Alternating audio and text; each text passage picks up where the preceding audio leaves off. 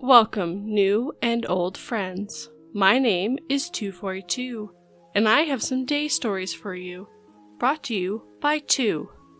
I'm going to read you some stories and comments from the subreddit Legal Advice. Of course, I'm not a lawyer, and neither are my other personalities, so please seek a lawyer if you need help. The first is about a cop who thinks he can do as he wants, and she does not agree. The second is about 2 exes running into each other in their lobby of their apartment. Only problem is, he has a restraining order on him. With that, get yourself a cup of tea or coffee before you listen to these stories. Cop keeps pulling me, 22 female, over just to mess with me. Hi. I made this account today because I'm really upset right now, and I need to know if I have any grounds to get this man to experience any type of disciplinary action. I live in a small town in Wisconsin, so the cops kinda know everybody. But there's this one cop who keeps pulling me over for the most craziest and asinine reasons, like I'm too close to the curb, or I stopped too close to the stop sign. He's a young, attractive cop, and I'm young and attractive as well, so I'm thinking he's trying to flirt with me or something. But the situations are so aggravating, and the things that he says and does seems like he's intentionally trying to antagonize me so that I'll say or do something out of anger, and I'll have the excuse to escalate the situation. But today, he crossed the line. He pulled me over again under the guise that I wasn't going the speed limit. It was 45 and I was going 50. And when he came to my car and said his usual BS in the most condescending way, he said he had to search me. Not the car, because my car smelled funny. My car smells like vanilla, and I've never smoked anything in there, so I know he was BSing me again. I told him that if he wanted to search me, he better get a female officer to do it. But he said if I don't comply, he'll arrest me. So I got out of the car. He told me to put my hands on my car, so I did.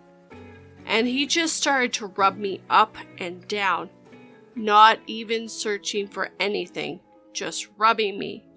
He went over my thighs twice, my lower back, and almost cupped my boobs. I was wearing a skin-tight skirt set, no pockets, and you could clearly see that I had nothing on me. I'm typing this like 30 minutes after it happened.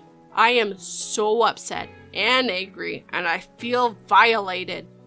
Is there any way I can get him in trouble for this? I have a GoPro in my car, but I don't know if it caught this on camera. I didn't check. Glidden BDJ says, 1. Never consent to a search. Ever. Don't ever give them a condition like a female officer. Just refuse. If there was a reason to arrest you, they'll arrest you. If they have cause to search you or your vehicle, they will.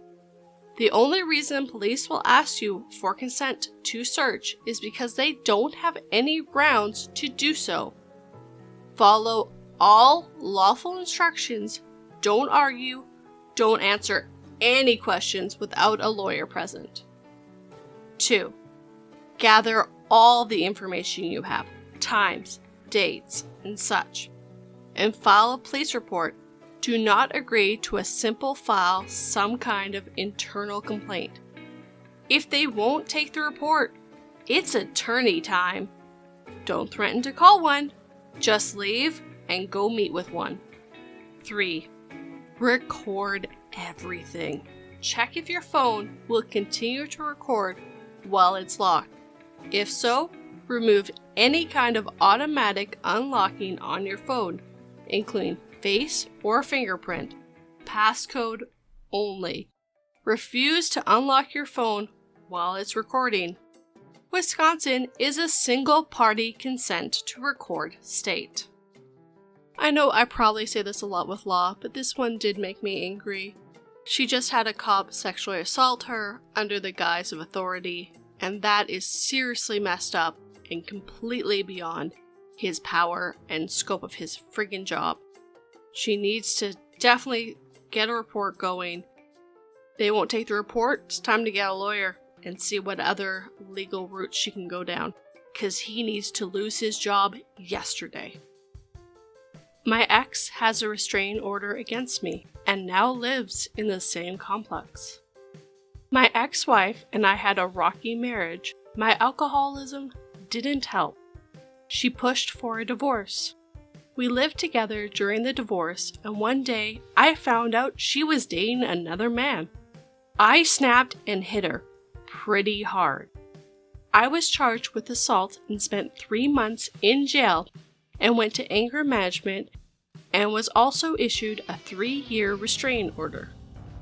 This was 2 years ago.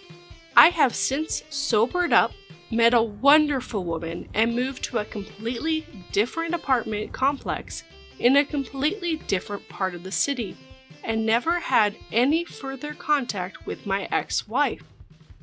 I admit what I did was wrong, and I paid the price. I've since re-established myself. My current woman, who I've been in a relationship with for 2 years, is aware of my background story, which makes this thing slightly easier. Well, unknown to me, my ex moved into the apartment complex about 5 months ago with her now new husband, which has always lived here.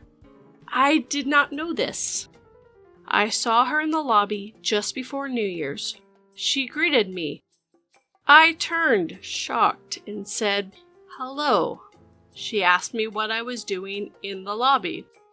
I said I was just coming in from work. She told me the restraining order is still in effect and I need to move out. I tried to reason with her and told her I'd be happy to steer clear of her. I know we don't live on the same floor. I don't even know what floor she lives on, and I don't care to know. I told her if I saw her on an elevator, I wouldn't get in and just wait for the next one. She told me she was going to enforce the restraining order against me.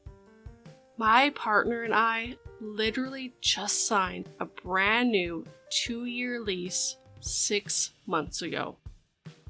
We love the place we live in, and I wouldn't want to move. And it feels unjust having to move and incur financial hardship because the person I had a restraining order against moved into my apartment complex. The reason why I'm bringing this up is because last night, building management was informed of the restraining order and told us we need to figure this out. Would she really be able to force me out of my home even though I've lived here before her? As long as I do my best to avoid any contact with her, which I'm perfectly fine doing. Shouldn't that be sufficient? I work a really early schedule, and the fact is she was dating this guy and coming over to this apartment complex for the entire time I've been here, and we ran cross paths, and she's been living here full time for 5 months, and we just recently crossed paths. Not sure what to do. FYI, this is New York City. Test24 says, I'm not a criminal law attorney, but you have some good factors in your favor. You've abided by the order of protection for a long time, 2 years, without incident. You have sobered up and been through counseling. Judges want to hear that stuff. The best practical advice I can give you is that you should take the lead here. Get an attorney and get yourself back in front of a judge. Tell the judge your story first. If you wait and she drags you into court, you may be viewed with suspicion because, as others have noted, you're technically in violation of the protection order right now.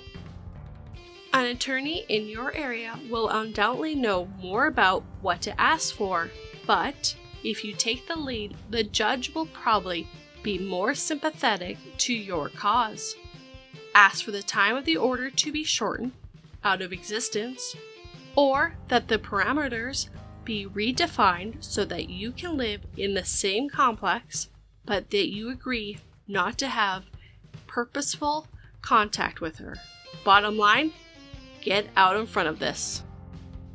That's the only comment I'm going to read because the rest are pretty much saying the same thing. Go get a lawyer. And I agree, they need a lawyer to protect themselves and they need to get in front of this. If they wait and she starts it, that's not going to end well for him. So I have good news because there is an update for this. So let's go to that next.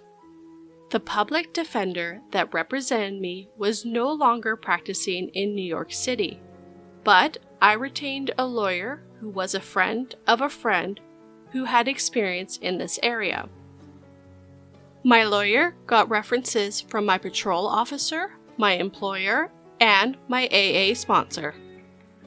Our goal was to get the restraining order modified to a simple no contact order with no distance requirements so I could continue living with my partner. I spoke to the judge, told him my story and what I had done to correct my past transgressions. He reviewed my records. We submitted our references. During this time period, I was crashing on a friend's couch as to not violate my protective order. My patrol officer said I had paid my fines, followed all the rules, and never once had to be reminded of my restrictions, and so forth, and said he was impressed with my turnaround. My employer said I was always early, never seemed to be under the influence or hungover from anything, and even at our company functions was very open and honest about my sobriety and didn't partake in drinking. My AA sponsor said good things about me too, how he was impressed with my maturity and openness on my alcoholism and addiction. Then the judge asked my ex-wife to speak. My ex-wife said she was shocked by my turnaround. She said that it seemed unfair to her to require me to move because she moved into my building unknowingly and that she no longer felt threatened by me. This was a shock to both my lawyer and I, as I expected my ex to want to keep the protective order in place. The judge said that he wouldn't modify the protective order, but lift it entirely as he felt it served its purpose, and that based upon my references, my testimony, and most importantly the testimony of my ex, that he didn't see how keeping it in place was beneficial anymore. He did tell my ex that if she ever felt threatened or in danger because of something I said or did, she could contact the police. The judge then told me his main reason for lifting the order was to allow me to live in my current apartment, but advised it would be a good idea to avoid contact with my ex to avoid any potential complications down the road. He reminded me because of my past, it wouldn't take much to get another protective order put in place. I told the judge I had no interest of talking or contacting my ex, and I was thrilled that I didn't have to move and get to stay with my current girlfriend. So, over the course of this weekend, I moved back into my apartment with my girlfriend. I'm glad this was resolved. Me too, OP. I'm so happy that this worked out really well for you.